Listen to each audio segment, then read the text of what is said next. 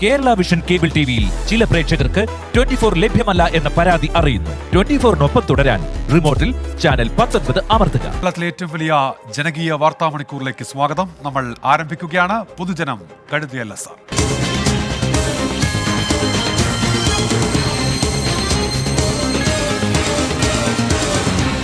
പൊതുജനം കഴുതയല്ല സാർ.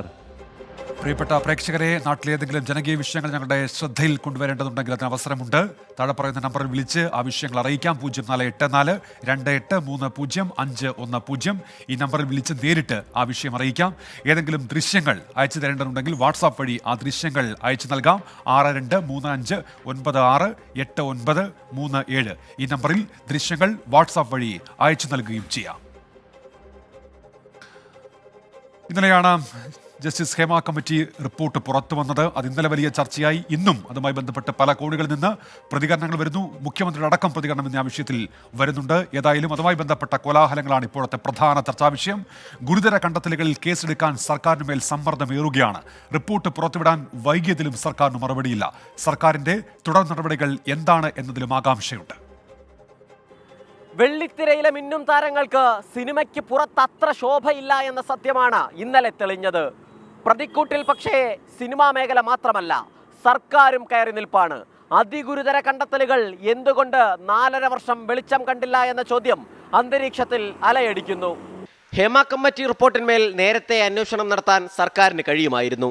അതുണ്ടായില്ല എന്ന് മാത്രമല്ല, റിപ്പോർട്ട് പുറത്തു വരാതിരിക്കാൻ പരമാവധി ശ്രമം സർക്കാരിന്റെ ഭാഗത്തു നിന്നും ഉണ്ടായി. ഈ സാഹചര്യത്തിൽ സർക്കാരിന്മേൽ ചോദ്യങ്ങളേറുകയാണ്. നിയമ നടപടി സ്വീകരിക്കാത്തതിൽ ഉരുണ്ടു കളിക്കുകയാണ് സർക്കാർ. FIR രജിസ്റ്റർ ചെയ്ത് കേസെടുക്കാനുള്ള കുറ്റകൃത്യങ്ങൾ വരെയുണ്ടെന്നാണ് കണ്ടെത്തൽ. ഇത്രയും കാലം പരിശോധിക്കാത്ത റിപ്പോർട്ട് ഇനി പരിശോധിച്ച് നിയമ നടപടിയിൽ തീരുമാനമെന്നാണ് നിയമമന്ത്രി P. രാജീവിന്റെ പ്രതികരണം. വന്നിട്ടുള്ള പ്രശ്നങ്ങൾ എന്താ? ഗൗരവമായ കുറെ പ്രശ്നങ്ങൾ പുറത്തുവിടുന്നത് സ്ത്രീ സമത്വം, സ്ത്രീ സുരക്ഷ, ഇത് സിനിമാ രംഗത്ത് വലിയ വെല്ലുവിളി നേരിടുന്നുണ്ട്. അത് പരിഹരിക്കുന്നതിനാവശ്യമായിട്ട് നടപടി സ്വീകരിക്കേണ്ടതുണ്ട്. അതിൽ സർക്കാരിന് യാതൊരു തരത്തിലുള്ള മടിയുമില്ല. സർക്കാരിന് ഒരു വീഴ്ചയുമില്ലെന്ന ന്യായീകരണത്തിലാണ് സാംസ്കാരിക മന്ത്രി സജി ചെറിയാൻ. ആര് പരിഹരിക്കുന്നില്ലെന്ന് ആരാ പറഞ്ഞു? നിങ്ങൾ പറയുന്നത് അതാണ്. അത് വരട്ടെ. അങ്ങനെയുള്ള കേസുകൾ ഞങ്ങളുടെ മുമ്പിൽ വന്നാൽ പരിഗണിക്കുക മാത്രമല്ല, ശക്തമായ നടപടി. സർക്കാരിനെ പ്രതിക്കൂട്ടിലാക്കുകയാണ് പ്രതിപക്ഷം. വേട്ടക്കാരുടെ സ്വകാര്യതയാണ് സർക്കാരിന് പ്രധാനമെന്നും പൊതുസമൂഹത്തിന് മുന്നിൽ കുറ്റവിചാരണ ചെയ്യുമെന്നും പ്രതിപക്ഷ നേതാവ് VD സതീശൻ. സർക്കാർ വേട്ടക്കാരുടെ ഒപ്പമാണ്. ആരുടെ സ്വകാര്യത കളയുമെന്നാണ്? ഇരകളുടെ സ്വകാര്യത കളയണ്ട. സർക്കാർ ഇപ്പോൾ ശ്രമിക്കുന്നത് വേട്ടക്കാരുടെ സ്വകാര്യത സംരക്ഷിക്കാൻ വേണ്ടിയിട്ടാണ് സർക്കാർ ശ്രമിക്കുന്നത്. സിനിമാ താരം കൂടിയായ കേന്ദ്രമന്ത്രി സുരേഷ് ഗോപിയുടെ ന്യായീകരണം സിനിമാ മേഖലയിൽ നാളുകളായി സജീവമല്ല എന്നായിരുന്നു. അതിന് തിരുത്തൽ നടപടികൾ ഉണ്ടാകും. അതിനാണ് ഒരു ഭരണമുള്ളത്, ഭരണയന്ത്രമുള്ളത്. മേഖലയിലെ ഒരു വലിയ അപാകതയെ പെരുപ്പിച്ച് കാണിച്ചാലും ആ മേഖലയുടെ നിലനിൽപ്പിനെ അത് ബാധിക്കും. ആവശ്യമില്ലാത്ത കാര്യങ്ങൾ ഊഹിക്കേണ്ട എന്നും ഗതാഗത മന്ത്രിക്ക് ഈ റിപ്പോർട്ടിൽ ഒരു കാര്യവുമില്ല എന്നുമായിരുന്നു മന്ത്രി ഗണേഷ് കുമാറിന്റെ പ്രതികരണം. നടന്മാരെ ഒതുക്കിയിട്ട് ഞാൻ അറിയുന്നില്ല, എൻ്റെ അറിവിലില്ല. പിന്നെ എന്താ പറയുന്നത് എനിക്കറിയത്തില്ല. ആൾക്കാരെ പറ്റി എന്തും പറഞ്ഞൂടെ? ഞാനാണ് ആത്മയുടെ പ്രസിഡന്റ് ആയിരുന്ന ആൾ. ഇപ്പോഴും ഞാൻ തന്നെ പ്രസിഡന്റ്. ഞങ്ങളാരും വിലക്കായിട്ട് എനിക്കറിയില്ല. അതിനിടയിലാണ് സിനിമാ താരം തിലകന്റെ മകൾ സോണിയ തിലകൻ വൻ വെളിപ്പെടുത്തലുമായി രംഗത്തെത്തിയത്. മോളെ എന്ന് വിളിച്ചയാൾ തന്നോട് അപമര്യാദയായി പെരുമാറിയെന്നും ഉചിതമായ സമയത്ത് പേര് പുറത്തുവിടുമെന്നുമായിരുന്നു സോണിയ തിലകന്റെ വെളിപ്പെടുത്തൽ. അച്ഛനെ പുറത്താക്കിയതിൽ അച്ഛനോട് എനിക്ക് മാപ്പ് പറയണം, എനിക്ക് മോളോട് സംസാരിക്കണം. മോളെന്നാണ് എന്നെ വിളിച്ചത്. കാരണം ഞാൻ ചെറുപ്പം മുതലേ കണ്ടിട്ടുള്ളവരാണ് അവരൊക്കെ. അപ്പോൾ ഞാൻ പറഞ്ഞു നമുക്കത് ഫോണിലൂടെ പറഞ്ഞാൽ പോരെ, അതിനെ നേരിട്ട് കാണണ്ടല്ലോ എന്ന് പറഞ്ഞു. ഹേമ കമ്മിറ്റിക്കായി കലാപം നയിച്ച WCCക്കും പഴയ ആവേശമില്ല. സർക്കാരിന് ഇനി ചെയ്യാൻ അനവധി കാര്യങ്ങളുണ്ട്. സിനിമാ നയം രൂപീകരിക്കാൻ കൺസൾട്ടൻസിക്കായി 1 കോടി രൂപ അനുവദിച്ചു. ഇനി അതിന്റെ പഠനവും ആ റിപ്പോർട്ടിനായുള്ള കാത്തിരിപ്പുമായി അനന്തകാലം നീളുമോ എന്നത് മാത്രം അറിയാൻ ബാക്കി. അടിമുടി ദുരൂഹവും ലജ്ജിപ്പിക്കുന്നതുമായ കാര്യങ്ങളാണ് സിനിമാ മേഖലയിൽ നിന്ന് പുറത്തു വരുന്നത്. ഈ ദുഷ്പ്രവണതകൾക്ക് ചുട്ടുപിടിച്ചു കൊടുക്കാൻ ഒരു അധികാരവർഗവും പ്രവർത്തിക്കരുത്. എതിർക്കേണ്ടവ എതിർത്തു തന്നെ നേരിടണം. സലിം മാലിക്, 24, തിരുവനന്തപുരം. അപ്പോൾ അങ്ങനെ ചർച്ചകൾ ഒരു ഭാഗത്ത് സജീവമായി നടക്കുന്നുണ്ട്. ഇപ്പോൾ ഒരു വാർത്ത വരുന്ന രാജ്യസഭാ തെരഞ്ഞെടുപ്പിനുള്ള 9 സ്ഥാനാർത്ഥികളെ BJP പ്രഖ്യാപിച്ചിരിക്കുന്നു. കേന്ദ്രമന്ത്രിയായ ജോർജ് കുര്യൻ മധ്യപ്രദേശിൽ നിന്ന് മത്സരിക്കുമെന്നുള്ള വാർത്ത വരുന്നു. സെപ്റ്റംബർ 3 രാജ്യസഭാ തെരഞ്ഞെടുപ്പ്. നാളെയാണ് നാമനിർദ്ദേശ പത്രിക സമർപ്പിക്കേണ്ട അവസാന ദിവസമെന്ന് കൂടി R. അച്യുതൻ അറിയിക്കുന്നുണ്ട്. ഇപ്പോൾ ഡൽഹിയിൽ നിന്ന് ജസ്റ്റിസ് ഹേമ കമ്മിറ്റി റിപ്പോർട്ടിന്റെ രഹസ്യാത്മകത പുറത്തുവിടില്ല എന്ന നിലപാടിൽ ഉറച്ച മുഖ്യമന്ത്രി. റിപ്പോർട്ട് സർക്കാർ പൂഴ്ത്തിവെച്ചിട്ടില്ല എന്ന് മുഖ്യമന്ത്രി പറഞ്ഞു. സ്വകാര്യതയെ ബാധിക്കുന്ന വിഷയങ്ങൾ ഉള്ളതിനാൽ റിപ്പോർട്ട് പുറത്തുവിടരുത് എന്ന് ജസ്റ്റിസ് ഹേമ തന്നെ സർക്കാരിന് കത്ത് നൽകിയിരുന്നുവെന്നും മുഖ്യമന്ത്രി അറിയിച്ചു. ഇതിൽ ഒരു പൂഴ്ത്തലും ഉണ്ടായിട്ടില്ല. ഇപ്പോൾ ഹേമ കമ്മിറ്റി റിപ്പോർട്ടിൽ പലരുടെയും സ്വകാര്യതയെ ബാധിക്കുന്ന പരാമർശങ്ങളുണ്ട്. അതുകൊണ്ട് തന്നെ ഇത് പുറത്തുവിടാൻ പാടില്ല എന്ന് ആവശ്യപ്പെട്ടുകൊണ്ട് ജസ്റ്റിസ് ഹേമ തന്നെ 2020 ഫെബ്രുവരി 19 സർക്കാരിന് കത്ത് നൽകിയിരുന്നു. സിനിമാ മേഖലയിലെ ചൂഷകർക്കൊപ്പമല്ല, ചൂഷണം ചെയ്യപ്പെടുന്നവർക്കൊപ്പമാണ് സർക്കാരെന്ന് മുഖ്യമന്ത്രി. സിനിമയ്ക്കുള്ളിൽ സിനിമയെ വെല്ലുന്ന തിരക്കഥകൾ വേണ്ട. അപ്രഖ്യാപിതമായ വിലക്ക് കൊണ്ട് സിനിമാ മേഖലയിലെ ആരെയും മാറ്റി നിർത്താൻ കഴിയില്ലെന്ന് ഇന്നത്തെ തലമുറ തെളിയിച്ചു.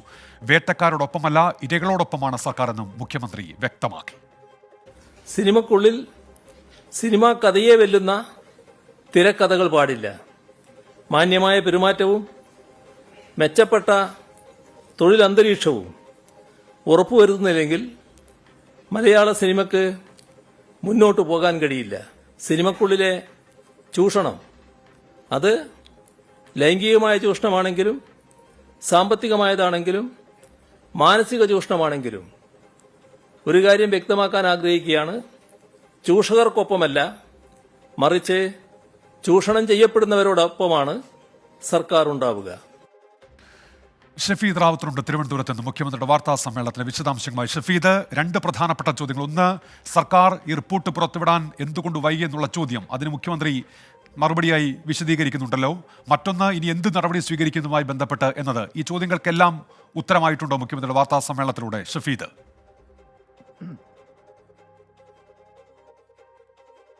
ഉന്മേഷ് സൂചിപ്പിച്ച രണ്ട് പ്രധാനപ്പെട്ട ചോദ്യങ്ങളാണ് ഇന്നലെ ഈ ഹേമ കമ്മിറ്റി റിപ്പോർട്ട് പുറത്തു വന്നത് മുതൽ സർക്കാരിനെ സംബന്ധിച്ച് നേരിടേണ്ടി വന്നത്. ഇക്കാര്യങ്ങൾക്കൊക്കെ മുഖ്യമന്ത്രി വിശദമായ മറുപടി നൽകുന്നുണ്ട്. ഏറ്റവും പ്രധാനപ്പെട്ട കാര്യം, ഈ ഹേമ കമ്മിറ്റി റിപ്പോർട്ടിലെ ശുപാർശകൾ അതീവ പ്രാധാന്യം നൽകി നടപ്പിലാക്കാനാണ് സർക്കാർ ശ്രമിച്ചത്. തുടർ നടപടിയായി നമുക്ക് കാണാൻ കഴിയും. വിശദമായ പരിശോധനയോടെ ശുപാർശകൾ നടപ്പിലാക്കാൻ സർക്കാർ ശ്രമിച്ചു. ICC രൂപീകരിക്കുക എന്ന അടിയന്തര സ്വഭാവത്തിൽ നടപ്പാക്കുന്നു എന്നുള്ളത് ഉറപ്പാക്കി. ക്രിയാത്മക ഇടപെടൽ സർക്കാർ നടത്തി. വനിതാ സംവിധായകർക്കടക്കം വലിയ തരത്തിൽ ഒരു ഓപ്പൺ സ്പേസ് ഉണ്ടാകുന്ന തരത്തിലുള്ള സംവിധാനങ്ങൾ സർക്കാർ നടത്തി. കമ്മിറ്റിയുടെ ശുപാർശകളിലൊന്നായിരുന്നു ട്രൈബ്യൂണൽ രൂപീകരണം. അതായത് സർക്കാർ പരിശോധിച്ചെന്നാൽ ഇത് വലിയ ചെലവുണ്ടാകുന്ന കാര്യമാണ്. ട്രൈബ്യൂണൽ ഉണ്ടാക്കുന്നത് സംബന്ധിച്ച് ഗൌരവമായി പരിഗണിക്കുകയാണെന്നും നിയമനിർമ്മാണം നടത്തണമെന്നുള്ളതും ഗൌരവമായി പരിഗണിക്കുന്നുവെന്നും ഇന്ന് മുഖ്യമന്ത്രി പറഞ്ഞു. മറ്റൊന്ന്, ഈ സിനിമാ നയം സംബന്ധിച്ചിട്ടുള്ള കാര്യമാണ്. അത് കരട് തയ്യാറാക്കാൻ ഷാജിൻ കരുണിന്റെ അധ്യക്ഷതയിൽ കമ്മിറ്റി രൂപീകരിച്ചുവെന്നും സിനിമയിൽ ഭാഗമാകുന്ന എല്ലാവരെയും പങ്കെടുപ്പിച്ചുകൊണ്ടാകും അത് നടപ്പിലാക്കുക എന്നുള്ള കാര്യവും ഇന്ന് മുഖ്യമന്ത്രി വ്യക്തമാക്കി. അതേസമയം ചില മുന്നറിയിപ്പുകൾ കൂടി ഇന്ന് മുഖ്യമന്ത്രിയുടെ ഭാഗത്തു നിന്നുണ്ടായി. ലഹരി ഉപയോഗം, ലൈംഗിക ചൂഷണം അടക്കമുള്ള കാര്യങ്ങളിൽ ഫലപ്രദമായ ഇടപെടലുകൾ ഇപ്പോൾ തന്നെ നടത്തുന്നുണ്ട്. അത് തുടരുക തന്നെ ചെയ്യും. സിനിമാ മേഖല കുത്തഴിഞ്ഞതാണെന്നോ എല്ലാവരും അസാൻമാർഗിക പാത പിന്തുടരുന്നവരാണെന്നോ സർക്കാരിന് അഭിപ്രായമില്ല. ചിലരുടെ തിക്താനുഭവങ്ങൾ കൊണ്ട് 94 വർഷത്തെ പാരമ്പര്യമുള്ള സിനിമാ മേഖലയെ വിലയിരുത്തരുതെന്നും മുഖ്യമന്ത്രി ഇന്ന് ഓർമ്മപ്പെടുത്തി. അതേസമയം അഭിലഷണീയമായ രീതികളോടൊരു സന്ധിയും ഉണ്ടാകില്ല എന്നുള്ള ഓർമ്മപ്പെടുത്തൽ കൂടി മുഖ്യമന്ത്രിയുടെ ഭാഗത്ത് നിന്ന് ഉണ്ടായി. അപ്രഖ്യാപിതമായ വിലക്കുകൊണ്ട് ആരെയും മാറ്റി നിർത്താൻ കഴിയില്ലെന്ന് ഇന്നത്തെ തലമുറ തെളിയിച്ചു. സിനിമയ്ക്കുള്ളിൽ സിനിമയെ വെല്ലുന്ന തിരക്കഥകൾ വേണ്ട. ആശയപരമായ ഭിന്നതകൾ സിനിമയെ ശക്തിപ്പെടുത്തുന്നതാകണം. ഗ്രൂപ്പുകളോ കോക്കസുകളോ ഭരിക്കുന്നതാവരുത് സിനിമാ മേഖല. സിനിമാ മേഖലയിലെ ചൂഷകർക്കൊപ്പമല്ല, സർക്കാർ ചൂഷണം ചെയ്യപ്പെടുന്നവർക്കൊപ്പമാണ്, ഇരയോടൊപ്പമാണ് സർക്കാർ എന്നുള്ള ഒരു ഓർമ്മപ്പെടുത്തൽ കൂടി മുഖ്യമന്ത്രി ഇന്ന് പറയുന്നുണ്ട്. അതേസമയം എന്തുകൊണ്ട് ഈ റിപ്പോർട്ട് വൈകിയെന്നടക്കമുള്ള കാര്യങ്ങൾക്ക് മുഖ്യമന്ത്രി പറഞ്ഞു, സർക്കാരായി ഇത് പൂഴ്ത്തിവെച്ചിട്ടില്ല, പകരം ഇത് പുറത്തുവിടരുത്, തങ്ങൾക്ക് മൊഴി നൽകിയതടക്കം അതീവ രഹസ്യമുള്ള കാര്യങ്ങളാണ്, അത് അവർക്ക് താല്പര്യമില്ല എന്നുള്ള കാര്യം ജസ്റ്റിസ് ഹേമ കമ്മിറ്റി തന്നെ സംസ്ഥാന സർക്കാരിനെ ഔദ്യോഗികമായി അറിയിച്ചിട്ടുണ്ട് എന്ന കത്തുകളുടെ പകർപ്പടക്കമുള്ള കാര്യങ്ങൾ മുഖ്യമന്ത്രി ഇന്ന് വാർത്താ സമ്മേളനത്തിൽ അവതരിപ്പിച്ചു. രണ്ടാമത്തെ കാര്യം, ഈ റിപ്പോർട്ട് സംസ്ഥാന പോലീസ് മേധാവിക്ക് 2020 ഫെബ്രുവരി മാസത്തിൽ കൈമാറിയിരുന്നു. അതിനുശേഷം പോലീസ് എന്ത് സ്വീകരിച്ചു എന്നുള്ള കാര്യത്തിലും മുഖ്യമന്ത്രി സമാനമായ കാര്യമാണ് പറഞ്ഞത്.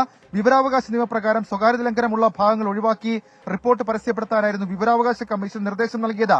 അതടക്കമുള്ള കാര്യങ്ങൾ ചൂണ്ടിക്കാണിച്ചുകൊണ്ടായിരുന്നു ആ ഭാഗം അല്ലെങ്കിൽ ആ റിപ്പോർട്ട് അത് പോലീസിന് നൽകിയതും. പോലീസ് റിപ്പോർട്ട് വാങ്ങിയിട്ടും ഒരു നടപടിയും എടുത്തിട്ടില്ല എന്നുള്ളത് വസ്തുതകളെ വളച്ചൊടിച്ച് നടത്തുന്ന മറ്റൊരു പ്രചരണമാണ്.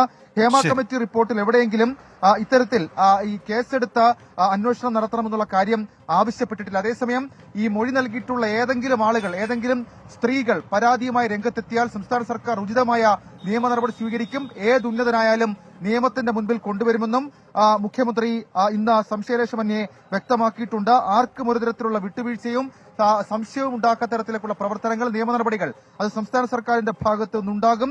ഉചിതമായ നിയമപരമായിട്ടുള്ള ഇടപെടലടക്കം ഉണ്ടാകുമെന്നും ഇന്ന് മുഖ്യമന്ത്രി വ്യക്തമാക്കി. ഉന്മേഷ്. ശരി, ഷഫീദ് റാവുത്തറാണ് തിരുവനന്തപുരത്ത് നിന്ന് മുഖ്യമന്ത്രിയുടെ വാർത്താ സമ്മേളനം സംബന്ധിച്ച വിശദാംശങ്ങൾ നൽകിയത്. ഗാന്ധിയൻ എന്നുള്ള അക്കൗണ്ടിൽ നിന്ന് ഒരു കാര്യം പറയുന്നുണ്ട്. ജനകീയ വിഷയത്തിൽ പരിഹാരമാകാത്തത് കൊണ്ട് നിങ്ങളുടെ ശ്രദ്ധയിൽപ്പെടുത്താമെന്ന് കരുതി 3 ദിവസമായി വിളിക്കുന്നു, പക്ഷെ കിട്ടുന്നില്ല എന്നാണ് പറയുന്നത്. അങ്ങനെ ആവാൻ വഴിയില്ല. നമ്മൾ തുടക്കത്തിൽ നൽകിയ ഒരു നമ്പറുണ്ട്. ആ നമ്പറിലേക്ക് താങ്കൾ ഒന്നുകൂടി വിളിക്കൂ. ആ നമ്പർ കിട്ടുന്നതാണ്, നമ്മളത് എടുക്കും. അതുമായി ബന്ധപ്പെട്ട് എന്താണ് താങ്കൾക്ക് പറയാനുള്ളത് എന്ന് കേൾക്കുകയും ചെയ്യും. പുറത്തുവിട്ട ഹേമ കമ്മിറ്റി റിപ്പോർട്ടിലെ ഗുരുതര ആരോപണങ്ങളിൽ സർക്കാർ ഇങ്ങനെ പ്രതികരിച്ചാൽ മതിയോ എന്ന് പൊതുജനങ്ങളോട് ചോദിച്ചു. പൊതുജനങ്ങളുടെ പ്രതികരണങ്ങൾ നോക്കാം. ഇത്രയും വലിയ ഇഷ്യൂ ആയിട്ട് എടുക്കേണ്ട കാര്യമാണ്. ബട്ട് അതിന് പറയേണ്ടി വരുന്നതാണ് ഏറ്റവും വലിയ ദയനീയാവസ്ഥ. It's something that's very normal. എല്ലാവർക്കും അവരുടെ വർക്ക് പ്ലേസിലും എല്ലാ സ്ഥലത്തും ഈക്വൽ ഓപ്പർച്യൂണിറ്റീസ് കിട്ടണം, സേഫായിട്ട് വർക്ക് ചെയ്യാൻ പറ്റണം എന്ന് പറയുന്നത് വളരെ ബേസിക് ആയിട്ടുള്ളൊരു കാര്യമാണ്. അതിനുവേണ്ടി ഫൈറ്റ് ചെയ്യേണ്ടി വരുന്നത് തന്നെ വളരെ ദയനീയ അവസ്ഥയാണ്. സ്വാതന്ത്ര്യം ഇല്ലാത്തൊരു രീതിയിലുള്ള പോക്കലെയാണ് പോയത്. അതിപ്പോൾ അതങ്ങനെ പറ്റത്തില്ല. എല്ലാവർക്കും ഒരു സ്വാതന്ത്ര്യം വേണം. അത് സിനിമാ മേഖലയിലുള്ളവർക്കാകുമ്പോൾ കൂടുതൽ അവരൊത്തിരി സ്ട്രെസ്സൊക്കെ അനുഭവിച്ചാണ് സിനിമയിൽ അഭിനയിക്കുകയൊക്കെ ചെയ്യുന്നത്. സ്ത്രീ ശാക്തീകരണം എന്ന് പറഞ്ഞാൽ പോരല്ലോ, സ്ത്രീ ശാക്തീകരിക്കപ്പെടണം. അപ്പോൾ കൂടുള്ളവരെ സപ്പോർട്ട് ചെയ്യണം, ഗവൺമെന്റ് സപ്പോർട്ട് ചെയ്യണം തീർച്ചയായിട്ടും. അതിന് സ്ട്രിക്റ്റ് ആയിട്ടൊരു തീരുമാനം വേണം, നടപടി നിയമം ഉണ്ടാവണം. കാരണം സിനിമാ മേഖലയെന്ന് പറയുമ്പോൾ സ്ത്രീകളും ആണുങ്ങൾ പുരുഷന്മാരും മാത്രമല്ലല്ലോ, സ്ത്രീകളും കൂടെ ഇല്ലേ. അപ്പോൾ അവർക്ക് സ്വതന്ത്രമായിട്ട് ജോലി ചെയ്യാനുള്ളൊരു സാഹചര്യം ഉണ്ടാവണം. അത് കർശനമായിട്ടുള്ളൊരു നിയമം ഉണ്ടാവണം. ഒരു ചാൻസ് കിട്ടണമെങ്കിൽ സ്ത്രീകൾ സെക്ഷലി കുറച്ച് ഇത് നിൽക്കണമെന്ന് അങ്ങനത്തെ കുറേ ഇത് വരുന്നുണ്ട്. പക്ഷേ അതത്ര ശരിയാണെന്ന് എനിക്ക് തോന്നുന്നില്ല. ഗവൺമെൻറ് കുറച്ചും കൂടെ നല്ല രീതിയിൽ ബോൾഡായിട്ട് നിൽക്കണം എന്ന് തോന്നുന്നു. സ്ത്രീകളുടെ ഒരു സുരക്ഷ അതിപ്പം വർക്ക് പ്ലേസ് ആണെങ്കിലും എങ്ങനെയാണേലും അത് വളരെ സ്ട്രോങ് ആയിട്ട് നല്ലൊരു നിയമം കൊണ്ടുവരണം എന്ന് തോന്നുന്നു. പുറത്തുള്ള രാജ്യങ്ങളിൽ ഇങ്ങനെ എന്തെങ്കിലും നടന്നാൽ അവിടെ ഉടനടി അതിനുള്ള ശിക്ഷയുണ്ടാവും. പക്ഷെ നമ്മുടെ ഇന്ത്യയിൽ അതിന് ഒരു എന്താ പറയുക, ഒരു ശിക്ഷയും ഇല്ല. കസ്ലി ഒരുപാട് കേസുകളുണ്ട് ഇപ്പോഴും ഒരു സോൾവ് ആവാതെ നടക്കുന്ന കേസുകൾ നമുക്ക് എല്ലാവർക്കും അറിയാം. അപ്പോൾ അതുപോലെ ഈ ഒരു ഇപ്പം നടക്കുന്ന കേസിലാണെങ്കിലും അക്യൂസ്ഡിന് ഇതുവരെ ഒരു പ്രോപ്പറായിട്ടുള്ളൊരു ശിക്ഷയൊന്നും കിട്ടിയിട്ടില്ല. വർക്ക് പ്ലേസിൽ കുറച്ചുകൂടെ സേഫ്റ്റി എൻഷുർ ചെയ്യുക, പിന്നെ അവർക്ക് അവരുടെ ഒരു പറയുന്നതൊക്കെ ഒന്ന് കുറച്ചും കൂടെ സീരിയസ് ആയിട്ട് കേൾക്കുക. എല്ലാം ജസ്റ്റ് ഒരു ഇതാക്കി വിടുകയാണ്. അപ്പോൾ അത് കുറച്ചും കൂടെ സീരിയസ് ആയിട്ട് കേൾക്കും. ഗവൺമെന്റ് സ്ത്രീകൾക്ക് കുറച്ചുകൂടെ മുൻതൂക്കം നൽകി തന്നെ ആക്ഷൻ എടുക്കണം. ഇപ്പോൾ ഗവർണർ മാധ്യമങ്ങളോട് സംസാരിക്കുന്നുണ്ട്. തത്സമയ സംപ്രേഷണത്തിലേക്ക്. Observation I can make that government definitely has a responsibility, but these are the matters where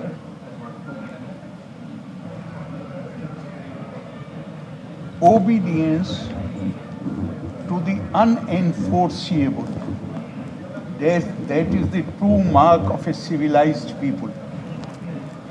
These things government has a duty, must act. But where is our conscience?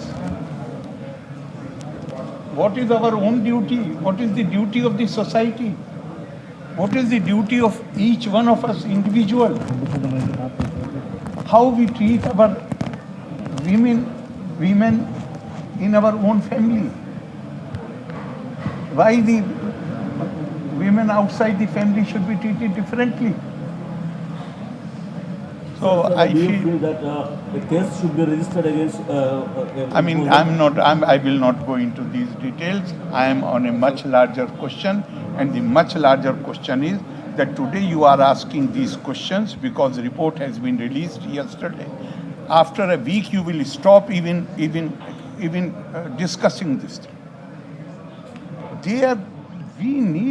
We need to have a long-term program to create this awareness in our society. We can't make a distinction between men and women. And women have to be treated with dignity and respect. Also, Highness, I want to ask you the same question regarding the Hema Committee report. In that report, says that there's a power group in film industry, and in that power group, a cabinet minister from this government is also involved in that power group. That is for the government, where government should intervene. But I was talking about change of attitude towards me. Is there any conspiracy for making this report How delayed? do I know? How do I know? No, I won't tell you on that. But I appeal Governor. to everybody that unless we are social sanctions against those who indulge in misbehavior and who indulge in insulting behavior, unless we are able to build create a social awareness. Governor സംസാരിക്കുകയാണ്. Hema committee റിപ്പോർട്ടുമായി ബന്ധപ്പെട്ട അതിന്റെ വിശദ വിവരങ്ങളിലേക്ക് അദ്ദേഹം പോകുന്നില്ല. പക്ഷേ തന്റെ നിലപാട് അദ്ദേഹം വ്യക്തമാക്കുകയും ചെയ്യുന്നു. ഒട്ടേറെ പ്രേക്ഷകർ ഇപ്പോൾ യൂട്യൂബിൽ ചോദിക്കുന്നുണ്ട്, നാളെ ഏതെങ്കിലും തരത്തിൽ ലീവുണ്ടോ, അവധിയുണ്ടോ, അങ്ങനെ പണിമുടക്കുണ്ടോ, വിശദീകരിക്കാമോ എന്ന് ഒട്ടേറെ പ്രേക്ഷകർ പറയുന്നുണ്ട്. നാളെ ഉള്ളത് ഒരു ഭാരത് ബന്ദാണ്. അതിന് ആഹ്വാനം ചെയ്തിരിക്കുന്നത് സംവരണ ബച്ചാവോ സംഘർഷ് സമിതിയാണ്. SC/ST വിഭാഗങ്ങൾക്കിടയിലെ ഉപസംവരണത്തിന് സംസ്ഥാനങ്ങൾക്ക് തീരുമാനമെടുക്കാം എന്ന സുപ്രീം കോടതി വിധിയുടെ പശ്ചാത്തലത്തിലാണ് ഈ ഭാരത് ബന്ദിന് ആഹ്വാനമുള്ളത്. അത് ഏത് തരത്തിൽ കേരളത്തെ ബാധിക്കുമെന്ന് അതൊരു വലിയ തരത്തിൽ ബാധിക്കാനുള്ള സാധ്യതയില്ല. ദേശീയാടിസ്ഥാനത്തിൽ ഭാരത് ബന്ദ് എന്നുള്ള തരത്തിൽ അവർ ആഹ്വാനം ചെയ്തിരിക്കുന്നതാണ്. അത് കാര്യമായ ചലനങ്ങൾ ഉണ്ടാക്കുമോ എന്നുള്ളത് കണ്ടറിയുകയും വേണം. ഇതാണ് ഉള്ളത്. അത് ഏതെങ്കിലും തരത്തിലുള്ള മറ്റ് ചലനങ്ങൾ ഉണ്ടാക്കുമോ എന്നുള്ളത് വ്യക്തമല്ല. ഇത്തരത്തിലൊരു ഭാരത് ബന്ദിന് ആഹ്വാനമുണ്ട് നാളെ എന്നത് മാത്രമേ ഉള്ളൂ. എല്ലാ പ്രിയപ്പെട്ട പ്രേക്ഷകർക്കും ഒരിക്കൽ കൂടി പൊതുജനം കഴുതിയുള്ള ശ്രദ്ധ പരിപാടിയിലേക്ക് സ്വാഗതം. നമ്മളിനി പോകുന്നത് കോഴിക്കോട്ടേക്കാണ്. സംസ്ഥാനത്തെ ആശുപത്രികളിൽ വേണ്ടത്ര സുരക്ഷാ ജീവനക്കാർ ഇല്ല എന്ന ആരോപണം ഒരുപാട് കാലമായി കേട്ടു തുടങ്ങിയതാണ്. ഈ ദുരന്തത്തിന്റെ ഏറ്റവും ഒടുവിലത്തെ വാർത്ത വരുന്നത് കോഴിക്കോട് കുതിരവട്ടം മാനസികാരോഗ്യ കേന്ദ്രത്തിൽ നിന്നാണ്. കുതിരവട്ടം മാനസികാരോഗ്യ കേന്ദ്രത്തിൽ അന്തേവാസിയിൽ നിന്ന് കൊടിയ മർദ്ദനം നേരിട്ടു എന്നാണ് നഴ്സിംഗ് ഓഫീസർ 24നോട് പറഞ്ഞത്. ആവശ്യത്തിന് സുരക്ഷാ ജീവനക്കാർ ഇല്ലാത്തതാണ് മർദ്ദനമേൽക്കാൻ ഇടയായത് എന്നും ഈ പരാതിയിൽ പറയുന്നുണ്ട്. നിലവിൽ 434 അന്തേവാസികൾക്കായി ആകെയുള്ളത് 10 സുരക്ഷാ ജീവനക്കാർ മാത്രമാണ്. വിഷയം 24 വാർത്തയാക്കിയതിനു പിന്നാലെ മനുഷ്യാവകാശ കമ്മീഷൻ കേസെടുത്തു. ഒരാഴ്ചയ്ക്കകം റിപ്പോർട്ട് നൽകാൻ ആശുപത്രി സൂപ്രണ്ടിന് നിർദ്ദേശം നൽകി. കുതിരവട്ടം മാനസികാരോഗ്യ കേന്ദ്രത്തിലെ ആരോഗ്യ പ്രവർത്തകർ ഗുരുതര പ്രതിസന്ധിയിലൂടെയാണ് നിലവിൽ കടന്നു പോകുന്നത്. മതിയായ സുരക്ഷാ ജീവനക്കാരില്ല എന്നതാണ് പ്രശ്നം.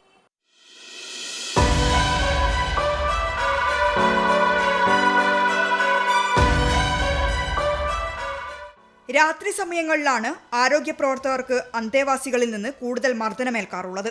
ചികിത്സ നൽകാൻ സമീപിക്കുന്നത് പേടിയോടെയാണ്. സഹായിക്കാൻ എത്തേണ്ട സുരക്ഷാ ജീവനക്കാരുടെ എണ്ണം വളരെ കുറവ്. പിന്നെ കിട്ടുന്ന ചവിട്ടും അടിയുമൊക്കെ സഹിച്ച് ചികിത്സ നൽകും. ചിലപ്പോൾ ഇതുപോലെ കൊടിയ മർദ്ദനമാകും.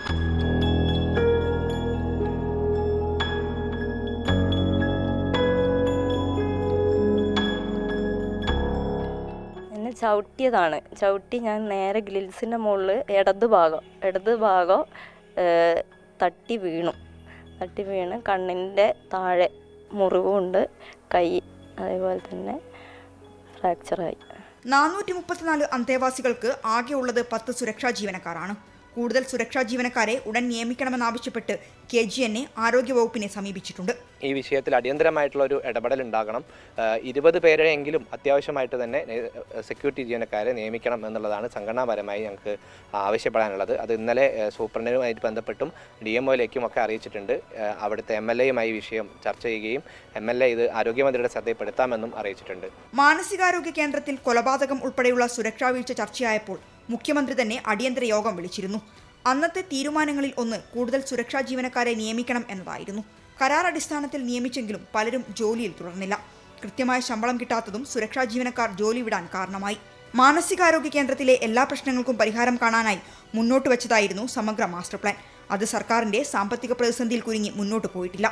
അക്രമാസക്തരാകുന്ന അന്തേവാസികളെ നോക്കാൻ പ്രത്യേകം പരിശീലനം ലഭിച്ച സുരക്ഷാ ജീവനക്കാരെയാണ് ഇവിടെ ആവശ്യം. ഇക്കാര്യത്തിൽ അടിയന്തര ഇടപെടൽ ആരോഗ്യവകുപ്പിന്റെ ഭാഗത്തുനിന്നും ഉണ്ടായില്ലെങ്കിൽ ആരോഗ്യ പ്രവർത്തകരുടെ സുരക്ഷയെയും അന്തേവാസികളുടെ ചികിത്സയെയും ഇത് ബാധിക്കും. രാജേഷ് വെള്ളരിക്കുണ്ടിനൊപ്പം മിഥില ബാലൻ, 24 കോഴിക്കോട്. നമ്മളിനി കൊൽക്കത്തയിലേക്ക് പോകുന്നു.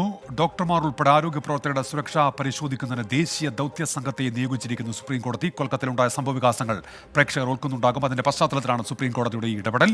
വനിതാ ഡോക്ടറുടെ കൊലപാതകത്തിൽ ബംഗാൾ സർക്കാരിനെ കോടതി അതിരൂക്ഷമായിട്ടാണ് വിമർശിച്ചത്. കൊലപാതകത്തിലെ അന്വേഷണത്തിന്റെ തൽസ്ഥിതി വിവരങ്ങൾ വ്യാഴാഴ്ച അറിയിക്കണമെന്നാണ് CBIക്ക് സുപ്രീം കോടതി നൽകിയിരിക്കുന്ന നിർദ്ദേശം. അതേസമയം ഗവർണർ CV ആനന്ദബോസിന്റെ നീക്കങ്ങളും BJPക്ക് പുറമെ ഇന്ത്യ മുന്നണിക്കുള്ളിൽ നിന്നുയരുന്ന എതിർപ്പും മമതാ ബാനർജി സർക്കാരിന്റെ നിലനിൽപ്പിനെ തന്നെ ഇപ്പോൾ ചോദ്യം ചെയ്യുന്നുണ്ട്. ബൽറാം നെടുങ്ങാടി കൊൽക്കത്തയിൽ നിന്ന് വിശദാംശങ്ങളുമായി ചേരുന്നുണ്ട്. ബൽറാം, സുപ്രീം കോടതിയുടെ ഇടപെടൽ ഉണ്ടാകുന്നു. ബംഗാൾ സർക്കാരിന്റെ നീക്കങ്ങളെ രൂക്ഷമായി വിമർശിക്കുകയും ചെയ്യുന്നുണ്ടല്ലോ കോടതി. പ്രക്ഷോഭങ്ങൾ ഒരു ഭാഗത്ത് ഇപ്പോഴും സജീവമായി തന്നെ ഉണ്ടല്ലോ. എന്തൊക്കെ സംഭവവികാസങ്ങൾ ഇന്ന് ഈ വിഷയത്തിലുണ്ടായി ബൽറാം?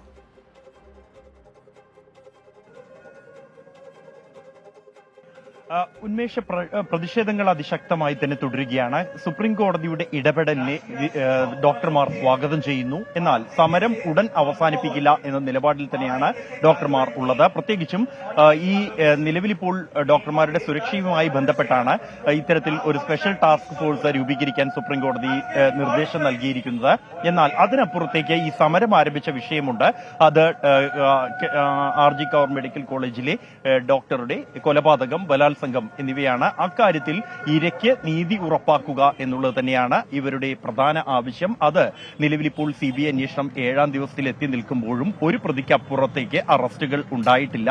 എന്നാൽ ഒന്നിൽ കൂടുതൽ പ്രതികൾ ഈ കേസിൽ ഉണ്ട് എന്നുള്ള ഒരു ഉറപ്പിൽ തന്നെയാണ് വിദ്യാർത്ഥികൾ ഉള്ളത്. അവർ നേരിട്ട മൃതദേഹം കിടന്ന സ്ഥലം കണ്ടതാണ്. മറിച്ച് ശാസ്ത്രീയമായ അവർക്ക് കൃത്യമായി ബോധ്യം ഉള്ള ആളുകളാണ്. അതുകൊണ്ട് തന്നെ ഈ നിലവിൽ ഒരു പ്രതിയെ മാത്രം അറസ്റ്റ് ചെയ്തിരിക്കുന്നു. മറ്റു കുറ്റവാളികൾ ഇപ്പോഴും ഈ ക്യാമ്പസിലോ പരിസരത്തുമായി ഉള്ളപ്പോൾ എങ്ങനെ ഇവിടെ സുരക്ഷിതമായി ജോലി ചെയ്യാനാകുമെന്ന ചോദ്യമാണ് അവർ ഉന്നയിക്കുന്നത്. അതുകൊണ്ട് തന്നെ വ്യാഴാഴ്ച CBIയുടെ അന്വേഷണ പുരോഗതി റിപ്പോർട്ട് അത് സുപ്രീം കോടതിയിൽ സമർപ്പിക്കുമ്പോൾ ആ റിപ്പോർട്ടിന്റെ ഉള്ളടക്കം, അതിൽ എന്തൊക്കെയാണ് CBI അന്വേഷണം ഏതുവരെയായി എന്ന് അടക്കമുള്ള കാര്യങ്ങൾ വ്യക്തമാകും. നിലവിൽ ഇപ്പോൾ അന്വേഷണ പുരോഗതി സംബന്ധിച്ച് ഒരു കാര്യവും ഇതുവരെയും CBI വിദ്യാർത്ഥികളോടോ മാധ്യമങ്ങൾക്ക് മുന്നിലോ വിശദീകരിച്ചിട്ടില്ല എന്നുള്ളൊരു സാഹചര്യവും നിലനിൽക്കുന്നുണ്ട്.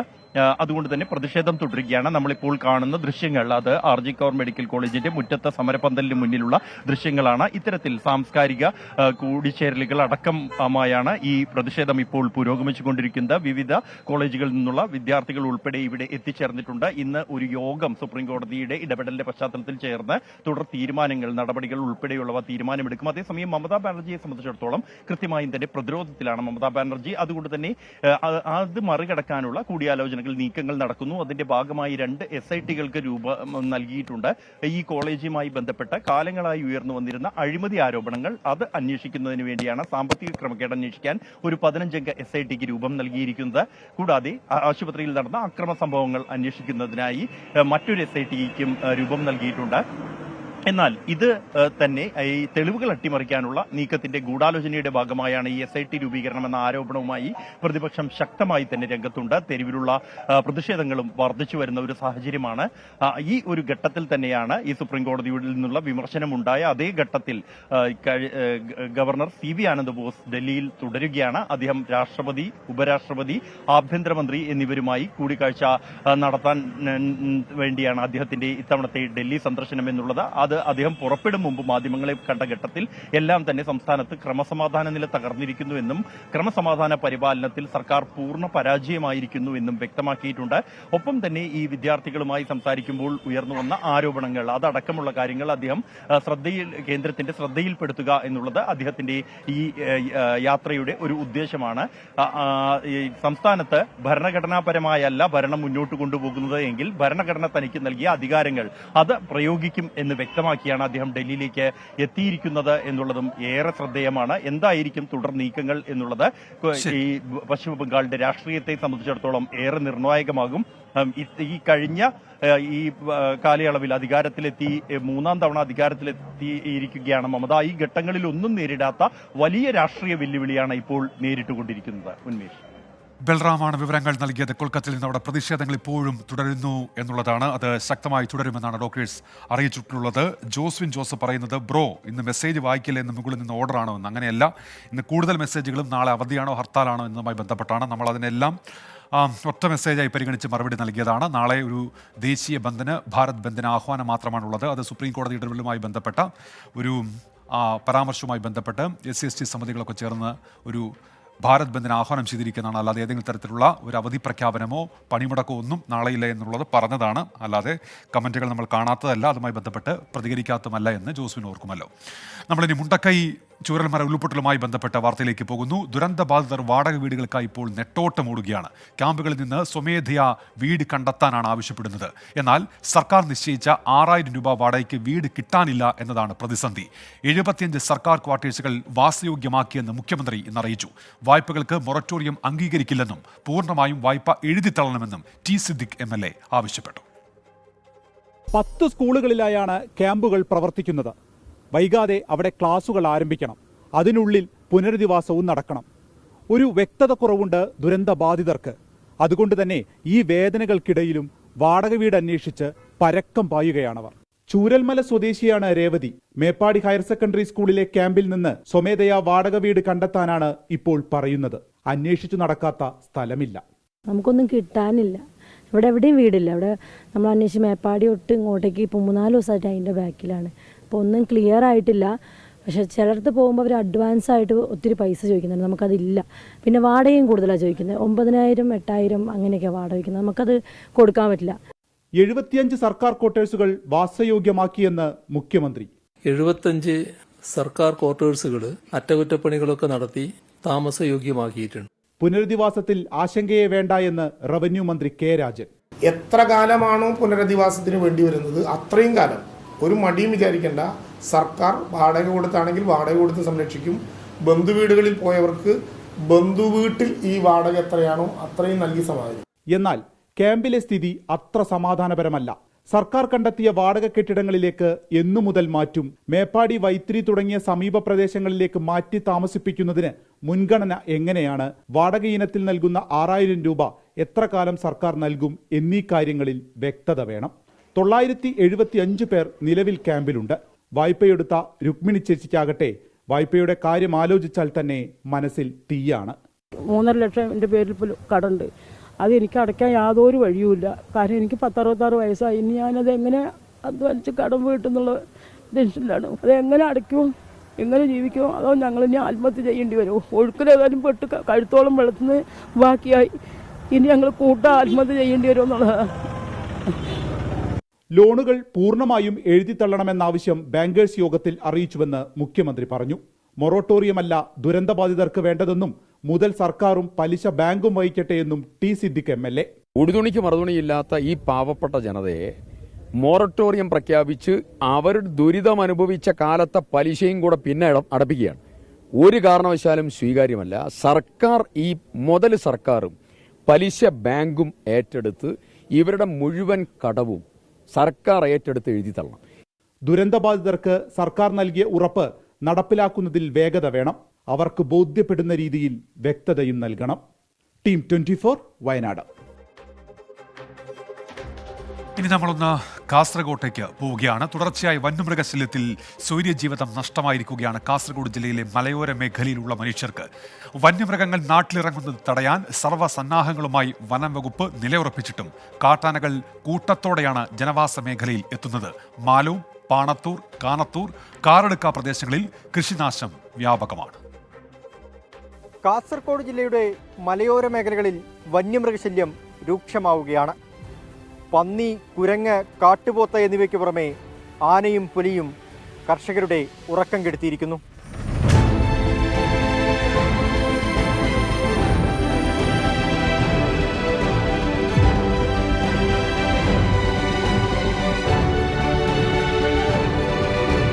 കാട്ടാനകളെ തുരത്താനുള്ള വനം വകുപ്പിന്റെ നീക്കം ശക്തിപ്പെടുത്തി. എന്നാലും ജില്ലയിലെ മലയോര മേഖലകളിൽ കാട്ടാനകൾ ഉണ്ടാക്കുന്ന കൃഷിനാശത്തിന് ഒട്ടും കുറവ് വന്നിട്ടില്ല. പുലിപ്പറമ്പ് സൗരോർജ്ജ വേലി തകർത്തെത്തിയ 5 ആനകളാണ് ഇപ്പോൾ മൂളിയാർ വനത്തിലുള്ളത്.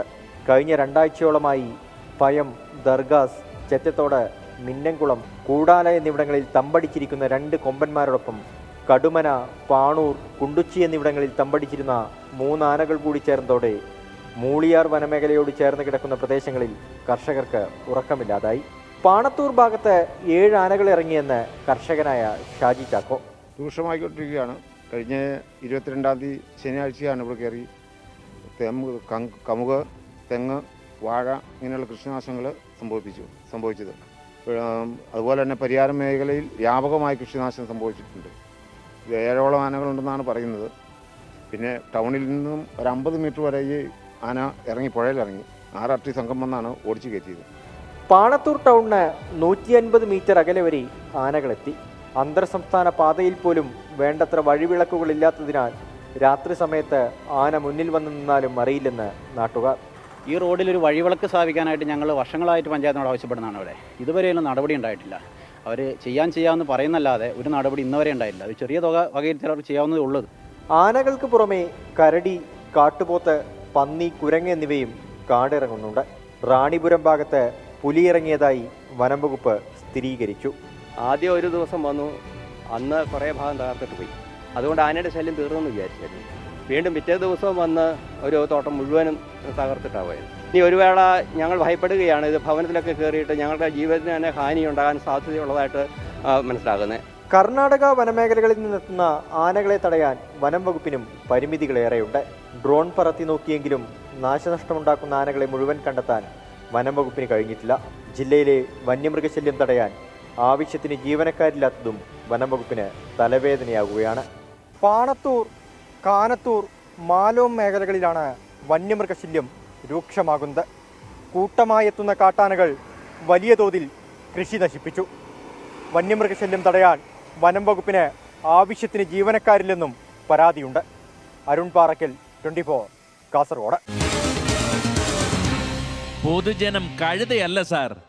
വൈകിയെത്തുന്ന ചില പ്രേക്ഷകരുടെ പ്രതികരണങ്ങൾ ഇങ്ങനെയാണ്. സിനിമാക്കാര്യമൊന്നും പറയുന്നില്ലല്ലോ എന്ന്. നമ്മൾ സിനിമാക്കാര്യം പറഞ്ഞതാണ്. മുഖ്യമന്ത്രി ഇന്ന് വാർത്താ സമ്മേളനത്തിൽ ഹേമ കമ്മിറ്റി റിപ്പോർട്ടുമായി അതുമായി ബന്ധപ്പെട്ട് പ്രഖ്യാപിച്ച നിലപാടടക്കം വാർത്ത നൽകിയതാണ്. വീണ്ടും പ്രേക്ഷകർ ചോദിക്കുന്നുണ്ട് നാളെ കോളേജുണ്ടോ, ക്ലാസ് ഉണ്ടോ എന്നിങ്ങനെ. ഒട്ടേറെ കുട്ടികൾ ഇപ്പോൾ കമന്റ് ബോക്സിൽ പ്രതികരിക്കുന്നുണ്ട്. നമ്മൾ അതിനും മറുപടി പറഞ്ഞാണ്. നാളെ ഒരു ഭാരത് ബന്ദിനുള്ള ആഹ്വാനം മാത്രമാണുള്ളത്. സംസ്ഥാനത്ത് ഇത് കാര്യമായി ബാധിക്കുമെന്നറിയില്ല, ബാധിക്കാനുള്ള സാധ്യതയില്ല എന്നാണ് നമ്മൾ മനസ്സിലാക്കുന്നത്. കേന്ദ്രമന്ത്രി ജോർജ് കുര്യൻ മധ്യപ്രദേശിൽ നിന്ന് രാജ്യസഭയിലേക്ക് മത്സരിക്കും. അടുത്ത മാസം 3-നാണ് തെരഞ്ഞെടുപ്പ്. ജോർജ് കുര്യൻ ഉൾപ്പെടെ 9 സ്ഥാനാർത്ഥികളെ BJP പ്രഖ്യാപിച്ചു. അച്യുതൻ ഡൽഹിയിൽ നിന്ന്. അച്യുതൻ, ആരൊക്കെയാണ് സ്ഥാനാർത്ഥികൾ? വിവരങ്ങൾ എന്തൊക്കെ അച്യുതൻ? ഉന്മേഷ്, രാജ്യസഭാ തെരഞ്ഞെടുപ്പിനുള്ള 9 സ്ഥാനാർത്ഥികളുടെ പട്ടികയാണ് BJP ഇപ്പോൾ പുറത്തുവിട്ടിരിക്കുന്നത്. അതിൽ കേന്ദ്രമന്ത്രിയായിട്ടുള്ള ജോർജ് കുര്യൻ മധ്യപ്രദേശിൽ നിന്നായിരിക്കും മത്സരിക്കുക. കോൺഗ്രസ് വിട്ട് BJPയിലെത്തിയ കിരൺ ചൗധരി ഹരിയാനയിൽ നിന്ന് മത്സരിക്കും. അസമിൽ നിന്ന് മിഷൻ രഞ്ജൻ ദാസും രാമേശ്വർ ടെലിയും മത്സരിക്കും. ബീഹാറിൽ നിന്ന് മനൻകുമാർ മിശ്രയായിരിക്കും BJPക്കായി മത്സരിക്കുക. മാത്രമല്ല ഇവിടെ ഒഴിവുള്ള മറ്റൊരു സീറ്റിൽ മുൻ കേന്ദ്രമന്ത്രി ഉപേന്ദ്ര കുശ്വാഹാണ് NDയുടെ സ്ഥാനാർത്ഥി. കേന്ദ്രമന്ത്രി നവനീത് സിംഗ് ഭട്ടു രാജസ്ഥാനിൽ നിന്നും ഈ KC വേണുഗോപാൽ രാജിവെച്ച സീറ്റിലേക്കാണ് ഈ രാജസ്ഥാനിൽ ഇപ്പോൾ ഈ രാജ്യസഭാ തെരഞ്ഞെടുപ്പ് നടക്കുന്നത്. മഹാരാഷ്ട്രയിൽ നിന്ന് ധൈര്യശീൽ പാട്ടീൽ BJPക്കായി മത്സരിക്കും. ഒഡീഷയിൽ മമത മോഹന്തയാണ് BJPക്കായി മത്സരിക്കുന്നത്. അതുപോലെ തന്നെ രജബ് ഭട്ടാചാര്യ ത്രിപുരയിൽ നിന്നും BJPക്കായി മത്സരിക്കും. അങ്ങനെ 9 സ്ഥാനാർത്ഥികളുടെ പട്ടികയാണ് പുറത്തിറക്കിയിരിക്കുന്നത്. സെപ്റ്റംബർ 3-നാണ് ഈ രാജ്യസഭാ തെരഞ്ഞെടുപ്പ്. നാളെയാണ് നാമനിർദ്ദേശ പത്രിക സമർപ്പിക്കേണ്ട അവസാന ദിവസം. ഉന്മേഷ്, ശരി. അച്യുതനാണ് ഡൽഹിയിൽ നിന്ന് വിശദാംശങ്ങൾ നൽകിയത്. മറ്റ് ജനകീയ വിഷയങ്ങളിലേക്ക് ചെറിയൊരു ഇടവേളയ്ക്ക് ശേഷം എല്ലാ പ്രേക്ഷകർക്കും ഒരിക്കൽ കൂടി പൊതുജനം കഴുതിയല്ല എന്ന പരിപാടിയിലേക്ക് സ്വാഗതം. ഇനി പറയാൻ പോകുന്നത് മുതലപ്പുഴയെക്കുറിച്ചാണ്. മരണം പതിയിരിക്കുന്ന തലസ്ഥാന നഗരത്തിലെ ഒരിടത്തെ പറ്റിയാണ് ഇത്. അപകടങ്ങൾക്ക് അറുതിയില്ലാത്ത മുതലപ്പുഴി. ഇന്ന് മാത്രം മത്സ്യബന്ധനത്തിന് പോയ 3 വള്ളങ്ങൾ അപകടത്തിൽപ്പെട്ടു. പരിക്കേറ്റവരെ ആശുപത്രിയിലേക്ക് മാറ്റി. 5 മാസത്തിനിടെ 27 അപകടങ്ങൾ, 4 മരണം. അതാണ് മുതലപ്പുഴയിലുണ്ടായത്. അഴിമുഖ തടിഞ്ഞ മണൽ നീക്കം ചെയ്യാതെ അദാനി ഗ്രൂപ്പും സർക്കാരും ഒളിച്ചു കളിക്കുകയാണെന്നാണ് മത്സ്യത്തൊഴിലാളികളുടെ വിമർശനം. മണിക്കൂറുകളുടെ ഇടവേളയിൽ ഇന്ന് മുതലപ്പുഴയിൽ നടന്നത് 3 അപകടങ്ങളാണ്. ഹാർബറിൽ നിന്ന് മത്സ്യബന്ധനത്തിനായി പോകവെ കുപ്പിക്കഴുത്ത് പോലുള്ള അഴിമുഖത്ത് വള്ളങ്ങൾ അപകടത്തിൽപ്പെടുകയായിരുന്നു. 3 വള്ളങ്ങളിലായി 11 മത്സ്യത്തൊഴിലാളി ജീവനുകളാണ് ഭാഗ്യം കൊണ്ട് മാത്രം രക്ഷപ്പെട്ടത്.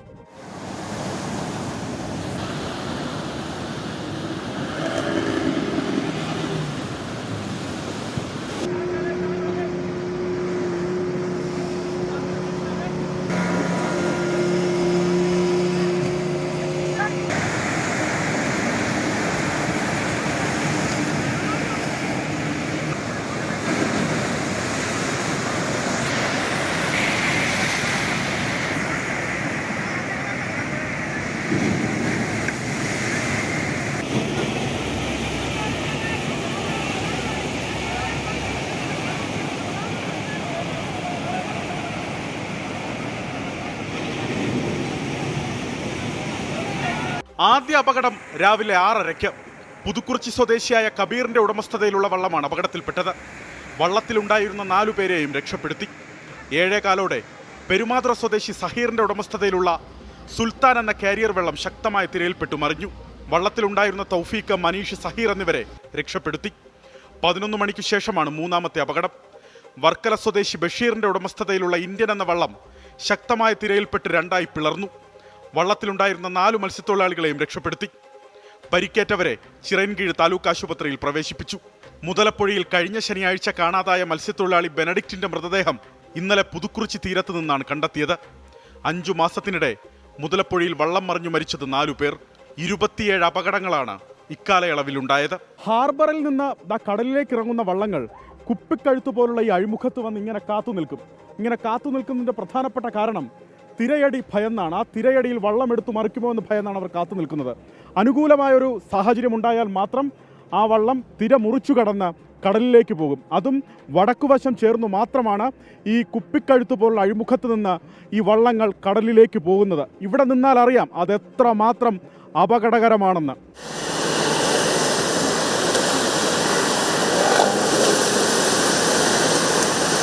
ചേല് നോക്കിയിട്ട് അവർ കണ്ണിന് ഇഷ്ടപ്പെട്ടാൽ മാത്രമേ പോകത്തുള്ളൂ. എഞ്ചിനിൽ ഇരിക്കുന്നവർ എത്ര ദൈവങ്ങളെ വിളിച്ചിട്ടാണ് ഇരിക്കുന്നതെന്ന് അത് അവരായിട്ടല്ല വെള്ളം വിടുന്നത്. ആ സമയത്ത് അവിടെ ആ ഒരു ജീവൻ്റെ ഇത് നോക്കിയിട്ട് അവർ വിടത്തുള്ളൂ. ആ രീതിക്ക് കൂടുതൽ അപകടം എൻ്റെ ചേട്ടനും കഴിഞ്ഞ കൊല്ലം മരിച്ചതേ ഉള്ളൂ. ഈ തിര പൊങ്ങി വള്ളം മറിച്ച് കല്ലിൻ്റെ ഇടയിലൊക്കെ ആൾക്കാർ കയറിയിരിക്കുന്നത്. മരണം കൺമുന്നിൽ കണ്ടാണ് ജോലിക്കിറങ്ങുന്നതെന്ന് മത്സ്യത്തൊഴിലാളികൾ. ഇന്ന് 3 അപകടങ്ങളുണ്ടായി. അതിൽ 2 വള്ളങ്ങൾ പൂർണ്ണമായിട്ട് തകർന്ന്, ബാക്കി ആൾക്കാരൊക്കെ ജസ്റ്റ് മിസ്സിന് രക്ഷപ്പെട്ടു. അപ്പോൾ ഈ മണൽത്തിട്ട കാരണമാണ് ഈ അപകടം സംഭവിക്കുന്നത്. അപ്പോൾ എത്രയും പെട്ടെന്ന് അത് ഡ്രഡ്ജിങ് ചെയ്യണമെന്നുള്ളത് ഒരു 5-6 വർഷം കൊണ്ട് ആൾക്കാർ പറഞ്ഞുകൊണ്ടിരിക്കുകയാണ്. പക്ഷേ അവരാരും സ്വീകരിക്കുന്നില്ല ഇത്. അവർ അന്നുള്ള ആഹാരത്തിന് വേണ്ടിയിട്ട് കടലടിച്ചാലും മരണം സംഭവിച്ചാലും അവർക്ക് ജോലിക്ക് പോയേ പറ്റൂ. അവർ ഇതുവഴി തന്നെയാണ് വീണ്ടും ഉപജീവന മാർഗത്തിന് വേണ്ടി ഡെയിലി പോകുന്നത്. ഇവിടെ മരണം സംഭവിച്ചു ആരും പണിക്ക് പോകണ്ട എന്നും പറഞ്ഞ് വീട്ടിലിരുന്ന ഭാര്യയും മക്കൾക്കും കുട്ടികൾക്കും ഭക്ഷണം എവിടെ നിന്ന് വെച്ച് കൊടുക്കും? ജോലിക്ക് പോയാലേ പറ്റൂ. അതുകൊണ്ട് എല്ലാ പണിക്കാരും ജീവമരണ പോരാട്ടത്തിൽ പണിക്ക് പോവുകയാണ്. അഴിമുഖത്ത് നിന്നുള്ള മണൽ നീക്കം നടന്നിട്ടില്ല. അഴിമുഖത്തെ ആഴം നിലവിൽ 2 മീറ്റർ മാത്രം. ഒക്ടോബർ മാസത്തോടെ ഡ്രഡ്ജർ എത്തിച്ചു മണൽ നീക്കാമെന്നാണ് അദാനി പോർട്ടിന്റെ ഒടുവിലത്തെ പ്രഖ്യാപനം. മണൽ നീക്കം ചെയ്യാതെ അദാനി ഗ്രൂപ്പും സർക്കാരും പരസ്പരം പഴിചാരൽ തുടരുന്നുവെന്ന് മത്സ്യത്തൊഴിലാളികൾ. ഈ അദാനിയുടെ പേരും പറഞ്ഞ് അദാനിക്ക് കരാർ കൊടുത്തുവെന്ന് ഇവിടുത്തെ മത്സ്യത്തൊഴിലാളികളെ പറഞ്ഞ് പറ്റിക്കുന്ന ഒരു രീതിയാണ്. യഥാർത്ഥത്തിൽ അദാനി ചെയ്യില്ല എന്നുള്ളത് സർക്കാരിന് വ്യക്തമാണ്. ഒരു 3 ആഴ്ച 21 ദിവസം കണ്ടിന്യൂ ആയിട്ട് ഡ്രഡ്ജിങ് നടത്തിയിരുന്നെങ്കിൽ ഇപ്പോഴീ നടന്ന 5 മരണം ഈ കാലയളവിനുള്ളിൽ, ഈ 5 മാസ കാലയളവിനുള്ളിൽ മരണപ്പെട്ട് 5 മത്സ്യത്തൊഴിലാളികളുടെ ജീവൻ രക്ഷിക്കാൻ പറ്റും. 74 ജീവനുകളാണ് മുതലപ്പുഴയിൽ ഇതുവരെ പൊലിഞ്ഞത്. അത്രയും തന്നെ കുടുംബങ്ങളും അനാഥമായി. സർക്കാർ നിയോഗിച്ച സമിതികളുടെ പഠനങ്ങൾ എങ്ങും എത്തിയില്ല. സംസ്ഥാന സർക്കാരിൻ്റെയും കേന്ദ്ര സർക്കാരിൻ്റെയും ഉന്നതതല സംഘങ്ങളുടെ സന്ദർശനങ്ങളും ഗുണം ചെയ്തില്ല. മുതലപ്പുഴയെ സുരക്ഷിത തീരമാക്കാനുള്ള കോടികളുടെ സർക്കാർ പ്രഖ്യാപനം കടലിൽ കല്ലുകെട്ടി താഴ്ത്തിയ നിലയിലും. പ്രാണൻ കയ്യിൽ പിടിച്ചാണ് മത്സ്യത്തൊഴിലാളികൾ ഇവിടെ നിന്ന് മത്സ്യബന്ധനത്തിന് പോകുന്നത്. അപകടമുണ്ടാകുമെന്ന് അവർക്കറിയാം, ചിലപ്പോൾ ജീവൻ നഷ്ടപ്പെടുമെന്നും അവർക്കറിയാം. പക്ഷേ കുടുംബം പോറ്റാൻ ഇതല്ലാതെ മറ്റു മാർഗങ്ങളില്ല. ഈ മരണമുനമ്പിൻ്റെ അപകട സാധ്യത എത്രത്തോളമെന്ന് സർക്കാരിന് വ്യക്തമാകാൻ ഇനിയും എത്രമാത്രം ജീവനുകൾ ഇവിടെ കുരുതി കൊടുക്കണമെന്നാണ് മത്സ്യത്തൊഴിലാളികൾ ചോദിക്കുന്നത്. മുതലപ്പുഴയിൽ നിന്നും അഭിലാഷ് തൊഴുവൻകോടിനും ജിതിനുമൊപ്പം അലക്സ് റാം മുഹമ്മദ്, 24. പൊതുജനം കഴുതയല്ല സാർ. അപ്പോൾ പട്ടിണി മാറ്റാൻ കടലുമായി മല്ലിടേണ്ടവരാണ് മത്സ്യത്തൊഴിലാളികൾ. മരണത്തെയും തോൽപ്പിച്ച് വേണം മുതലപ്പുഴ കടന്നു പോകാനെന്ന് ഇപ്പോൾ മത്സ്യത്തൊഴിലാളികൾ പ്രതികരിക്കുന്നു. ഇത് ജീവിക്കാനൊരു മാർഗമുള്ളൂ. 2 മക്കളെയും ഒരു ഭാര്യയും അച്ഛനും അമ്മേനെയൊക്കെ നോക്കണം. അതിൻ്റെതായ ബുദ്ധിമുട്ട് നമുക്കുണ്ട്. കാരണം വേറൊരു സ്ഥലത്ത് പോയി പണി ചെയ്യാനുള്ള ഒരു മാർഗവുമില്ല. ഇത് മരണക്കിണറാണ്. അറിഞ്ഞുകൊണ്ട് തന്നെ പോകുന്നു. ഞങ്ങളുടെ സഹോദരങ്ങളൊക്കെ എന്തായി പോകുന്ന കണ്ട അവരുടെ ഗതികേട് ആർക്കും വരാതിരിക്കട്ടെ. ഈ കിടക്കുന്ന മണൽ മാറ്റാതെ ഇവിടുത്തെ അപകടങ്ങൾ മാറില്ല. ഒരുപാട് കല്ലുകൾ ഇടിഞ്ഞ്, ഈ പുലിമുട്ടിൻ്റെ കല്ലുകൾ ഇടിഞ്ഞ് കിടക്കുന്നുണ്ട്. സർക്കാർ പരസ്പരം പഴിചാരനല്ലാതെ ഇവിടുത്തെ ജനങ്ങളുടെ ജീവൻ രക്ഷിക്കാൻ വേണ്ടി ഒന്നും ചെയ്യുന്നില്ല.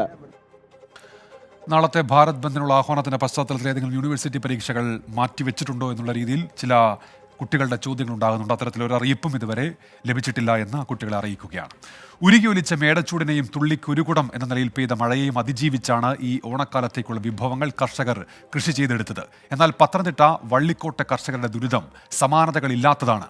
ഓലചുരുട്ടിപ്പുഴുവിന്റെ ശല്യത്തിൽ പൊറുതിമുട്ടിയിരിക്കുകയാണ് ഇവിടുത്തെ നെൽകർഷകർ. 16 ഏക്കർ സ്ഥലത്തെ കൃഷി നശിച്ചു. കനത്ത മഴയിൽ തോട്ടിൽ നിന്നുള്ള വെള്ളം കൃഷിയിടത്തിലേക്ക് ഇരച്ചു കയറിയതോടെ ശേഷിച്ച കൃഷിയും നശിക്കുമെന്ന ആശങ്കയിലാണ് ഇവർ. കൃഷി നശിച്ചതോടെ വലിയ സാമ്പത്തിക നഷ്ടമാണ് ഉണ്ടായതെന്ന് കർഷകർ പറയുന്നു. ഓണവിപണി ലക്ഷ്യമിട്ട് കൃഷി ഇറക്കിയ ഒരു കൂട്ടം കർഷകരാണ് ഇവിടെ പ്രതിസന്ധിയിലായിരിക്കുന്നത്. പുഴുശല്യവും പ്രതികൂല കാലാവസ്ഥയുമാണ് പ്രതിസന്ധി.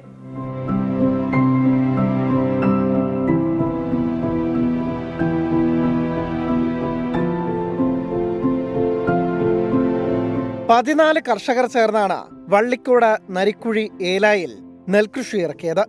മിക്കവരും പാടശേഖരം പാട്ടത്തിനടുത്ത് കൃഷി ചെയ്തവർ. ഓണവിപണി ലക്ഷ്യമിട്ടായിരുന്നു 16ഓളം ഏക്കർ സ്ഥലത്ത് കൃഷി.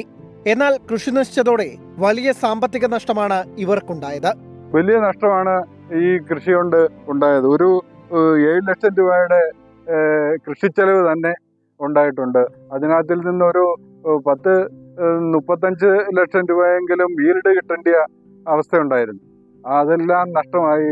ഈ നമ്മുടെ സർക്കാർ മേഖലയിലുള്ള കൃഷിഭവനിൽ നിന്ന് ഒന്നും സഹായം ഈ ചിങ്ങകൃഷിക്ക് ഇപ്പം ഞങ്ങൾക്ക് തരുന്നില്ല. അപ്പോൾ അതൊരു പ്രധാനമായി നമുക്കൊരു വെല്ലുവിളിയാണ്.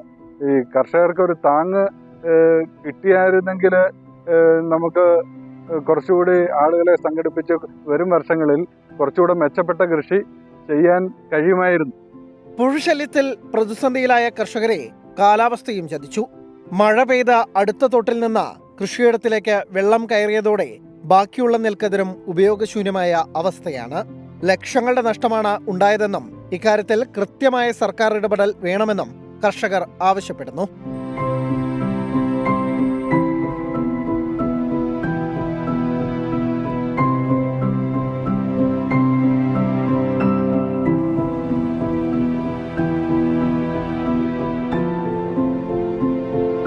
കർഷകരാണ്, നമുക്ക് കൂടി വേണ്ടിയാണ് ഇവർ പാടത്തിറങ്ങുന്നത്. ഇത്തരം പ്രതിസന്ധി ഘട്ടങ്ങളിൽ ഇവരെ സഹായിക്കേണ്ട ഉത്തരവാദിത്വം ഇവിടുത്തെ സർക്കാർ സംവിധാനങ്ങൾക്കുണ്ട്. അതുണ്ടാകുമെന്ന പ്രതീക്ഷയോടെ ക്യാമറമാൻ സഞ്ജയ് ഇക്ബാലിനൊപ്പം എ വി ജയശങ്കർ, 24 പത്തനംതിട്ട. പൊതുജനം കഴുതയല്ല സാർ. നാളെ അവധിയാണോ എന്ന് ചോദിച്ചാൽ നാളെ അവധിയാണോ എന്ന് പറയടോ എന്ന് വരെ നമ്മുടെ കമൻറ്റുകൾ മാറിയിട്ടുണ്ട്. ആ വിഷയത്തിൽ നേരത്തെ തന്നെ പറഞ്ഞതാണ്. നാളെ ഒരു ഭാരത് ബന്ദിനുള്ള ആഹ്വാനം മാത്രമാണ് ഉള്ളതെന്ന് വൈകിയെത്തിയ പ്രേക്ഷകർ ഒന്നുകൂടി അറിയിക്കുന്നു. സ്പീഡ് ന്യൂസിലേക്ക്. ജസ്റ്റിസ് ഹേമ കമ്മിറ്റി റിപ്പോർട്ടിന്റെ രഹസ്യാത്മകത പുറത്തുവിടില്ല എന്ന നിലപാടിൽ ഉറച്ച മുഖ്യമന്ത്രി. സിനിമാ വ്യവസായത്തിൽ വില്ലന്മാരുടെ സാന്നിധ്യമുണ്ടാകാൻ പാടില്ല എന്ന് പിണറായി വിജയൻ. സർക്കാർ വേട്ടക്കാരോടൊപ്പമല്ല ഇരകളോടൊപ്പമെന്ന് മുഖ്യമന്ത്രി. സമ്മർദ്ദത്തിലാക്കി സർക്കാരിന് മീതെ പറക്കുന്ന പരുന്താരാണെന്ന് വി ഡി സതീശൻ. മൊഴികളിൽ പറഞ്ഞിരിക്കുന്നവർക്കെതിരെ നിയമ നടപടി വേണ്ടെന്ന് WCC അംഗം രേവതി. മുഖമില്ലാത്ത പരാതി കൂമ്പാരങ്ങൾക്കിടെ സിനിമയിലെ പ്രമുഖനിൽ നിന്ന് നേരിട്ട ദുരനുഭവം പരസ്യമായി പറഞ്ഞ തിലകന്റെ മകൾ സോണിയ. തിലകനെ പുറത്താക്കിയ അമ്മ സംഘടനയ്ക്ക് ആരോപണം നേരിടുന്നവർക്കെതിരെ നടപടിയെടുക്കാൻ ആർജവമുണ്ടോ എന്ന ചോദ്യം. ഹേമ കമ്മിറ്റി റിപ്പോർട്ടിൽ നിലപാട് വ്യക്തമാക്കാതെ 2ാം ദിവസവും സിനിമാ സംഘടനകളുടെ മൗനം. യുവ ഡോക്ടറുടെ ബലാത്സംഗ കൊലപാതകത്തിൽ മമതാ സർക്കാരിന് സുപ്രീം കോടതിയുടെ അതിരൂക്ഷ വിമർശനം. വ്യാഴാഴ്ച തത്സര റിപ്പോർട്ട് നൽകാൻ CBIക്ക് നിർദ്ദേശം. ആരോഗ്യ പ്രവർത്തകരുടെ സുരക്ഷ ഉറപ്പാക്കാൻ ദേശീയ ദൗത്യ സംഘത്തെ നേരിട്ട് രൂപീകരിച്ച് സുപ്രീം കോടതി. നഴ്സറി സ്കൂൾ വിദ്യാർത്ഥികൾക്കെതിരായ അതിക്രമത്തിൽ മഹാരാഷ്ട്രയിൽ വൻ പ്രതിഷേധം. റെയിൽ ഗതാഗതം ഉൾപ്പെടെ തടസ്സപ്പെട്ടു. FIR വൈകിപ്പിക്കാൻ നീക്കമെന്ന ആരോപണം. പ്രത്യേക അന്വേഷണ സംഘത്തെ നിയോഗിച്ച മഹാരാഷ്ട്ര സർക്കാർ. സ്കൂൾ പ്രിൻസിപ്പലിനും ക്ലാസ് ടീച്ചർക്കും സസ്പെൻഷൻ. 4 വയസ്സുള്ള പെൺകുഞ്ഞുങ്ങളെ ജീവനക്കാരൻ പീഡിപ്പിച്ചത് ശുചിമുറിയിൽ വെച്ച്. താൽക്കാലിക പുനരധിവാസം പാളിയതോടെ ദുരന്ത ബാധിതരെ കൈവിടില്ല എന്ന പുതിയുറപ്പുമായി സർക്കാർ. ടൗൺഷിപ്പ് യാഥാർത്ഥ്യമാകും വരെ വാടക സർക്കാർ നൽകുമെന്ന് റവന്യൂ മന്ത്രി. 6000 രൂപയ്ക്ക് വാടക വീട് കിട്ടാതെ വലഞ്ഞ് മുണ്ടക്കൈ ചൂരമല നിവാസികൾ. ഈടില്ലാതെ 25,000 രൂപ വരെ ലോൺ നൽകുമെന്ന് മുഖ്യമന്ത്രി. മൊറട്ടോറിയം ബാധ്യത സർക്കാർ ഏറ്റെടുക്കണമെന്ന് കോൺഗ്രസ്.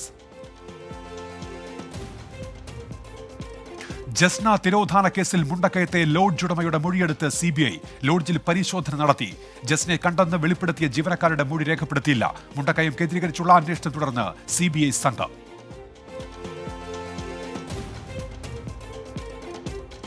NDA സഖ്യകക്ഷികളുടെ എതിർപ്പിനെ തുടർന്ന് കേന്ദ്ര മന്ത്രാലയങ്ങളിൽ ലാറ്ററൽ എൻട്രി നിയമനം നിർത്തലാക്കി.